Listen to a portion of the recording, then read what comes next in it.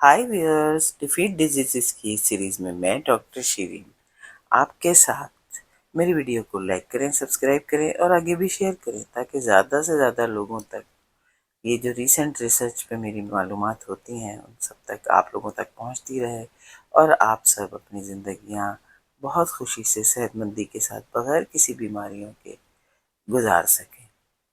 تو آج میں بات کرتی ہوں ایک سوال کے بارے میں جو مجھے موصول ہوا ہے اپنے وطن عزیز سے۔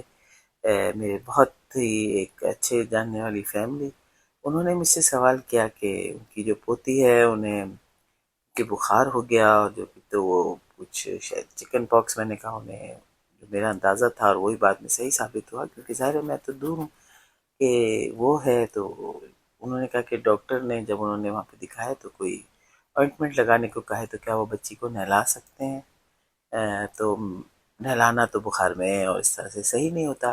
تو مجھے لگا کہ واقعی ہماری جو ہے زیادہ تر جو قوم ہے، زیادہ تر ہماری پبلک میں، عوام میں، خاص طور پہ خواتین میں جو ہے لے کر کے مختلف قسم کے غسل کے حوالے سے، نہانے کے حوالے سے بہت سی ایسی مبالغہ آمیز باتیں جو چلی آ رہی ہیں پرانے زمانے کی، جو ہماری تھیں، ہماری والدائیں، ان کی والدائیں، اور یہ جو سارا آپ سمجھ لیں کہ صدیوں سے جو ایک خواتین کا اپنا ہوتا ہے کہ جی بچہ ہے تو بخار میں اسے نہلانا صحیح نہیں رہے گا، تو اسی حوالے سے جو ہے خواتین کا کہ خاص دنوں میں انہیں نہیں نہانا چاہیے اور کس طرح سے اور کیا، اور پاکی ناپاکی کا غسل، اس کے بارے میں میں دوسری ویڈیو بنائیں گی۔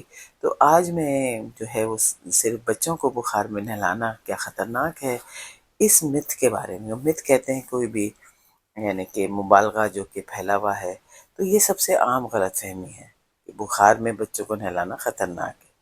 تو حقیقت یہ ہے کہ ہلکے یا درمیانے بخار میں نیم گرم پانی سے مختصر دورانیے کا غسل اکثر بخار کم کرنے میں مدد دیتا ہے۔ ہاں، جیسے برف جیسے ٹھنڈے پانی سے نہلانا تو بالکل غلط ہے۔ اور ایک تو اگر بچے کو کپ کپی ہو رہی ہے، وہ لرز رہا ہے، تو اس میں بھی فوراً غسل نہیں کرانا چاہیے۔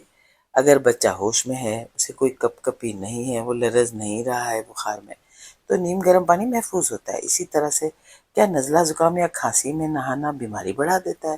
نہیں، بالکل نہیں۔ اصل مسئلہ نہانا نہیں بلکہ ٹھنڈ لگنا، گیلا جسم چھوڑ دینا، نہانے کے بعد فوری پنکھے یا اے سی میں جانا۔ تو حقیقت یہ ہے کہ نیم گرم پانی سے نہلا کے صحیح طریقے سے جسم کو خشک کر کے اور گرم کپڑے پہنانا چاہیے، اور نزلہ زکام میں بلکہ اس سے آرام اور سانس کی نالی کھلنے میں یہ مدد دیتا ہے۔ اسی طرح سے تیسرا مبالغہ کہ خواتین کو خاص دنوں میں یا کمزوری میں نہانا نقصان دہ ہے، تو یہ مت خاص طور پر ہماری ثقافت میں تو بہت ہی مضبوط ہے۔ اب حقیقت کیا ہے کہ حیض میں یعنی پیریڈز کے دوران، مینسز کے دوران نہانا بالکل محفوظ ہے۔ یہ صفائی انفیکشن سے بچاتی ہے۔ نیم گرم پانی درد اور تھکن کم کرتا ہے، اور نہ نہانے سے کیا ہوتا ہے؟ خارش، انفیکشن، بدبو، اس کے سب کے امکانات۔